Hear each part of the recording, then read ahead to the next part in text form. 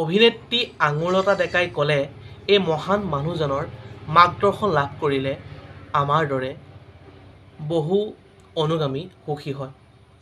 অসমৰ জনপ্ৰিয় অভিনেত্ৰী আঙুৰলতা ডেকাৰ এটা বিশেষ পোষ্ট সামাজিক মাধ্যমত।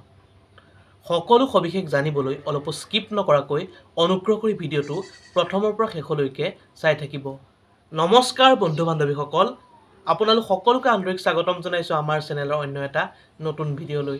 সঁচাকৈ মোৰ আপোনাৰ আৰু অসমৰ প্ৰতিজন মানুহৰ বাবে এওঁ ভগৱান। অসমৰ জনপ্ৰিয় অভিনেত্ৰী আঙুৰলতা ডেকাৰ এটা বিশেষ পোষ্ট, য'ত অসমৰ জনপ্ৰিয় অভিনেত্ৰীগৰাকীয়ে এই বিশেষ পোষ্টটো শ্বেয়াৰ কৰিছে। অসমৰ জনপ্ৰিয় অভিনেত্ৰী আঙুৰলতা ডেকাই কয় যে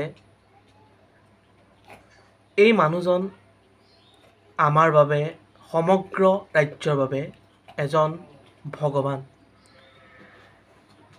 সকলো সবিশেষ এই ভিডিঅ'টোৰ মাধ্যমেৰে আপোনালোকক জনাবলৈ চেষ্টা কৰিম, গতিকে অনুগ্ৰহ কৰি ভিডিঅ'টো অলপো স্কিপ নকৰিব, শেষলৈকে অনুগ্ৰহ কৰি চাই থাকিব। সঁচাকৈ মোৰ আপোনাৰ বাবে তেওঁ এজন ভগৱান। এখন ভাল হৃদয়ৰ গৰাকী, এখন ভাল অন্তৰৰ গৰাকী তেওঁ। ক'বলৈ গ'লে এজন ভগৱানৰ অৱতাৰ তেওঁ। মোৰ দৰে পৃথিৱীৰ হাজাৰ হাজাৰ দৰিদ্ৰ মানুহক সহায় কৰিছে।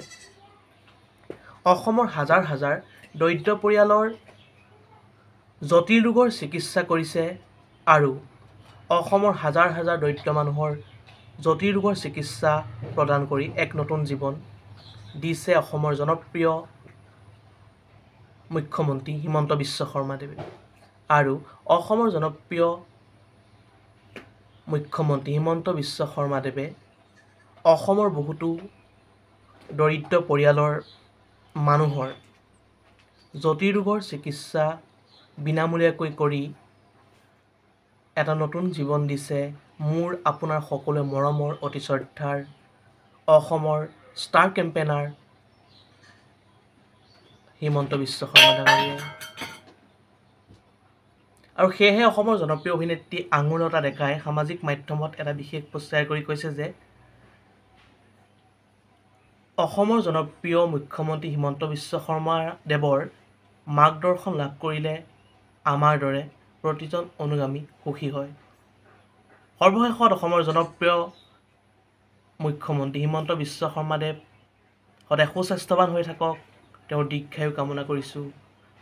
আজিলৈ ভিডিঅ'টো ইমানতে শেষ কৰিছোঁ। অন্য এটা নতুন ভিডিঅ'ত লগ পোৱাৰ প্ৰতিশ্ৰুতিৰে আজিলৈ বিদায় মাগিছোঁ। ধন্যবাদ। জয় আই অসম। সকলো মংগলে থাকক।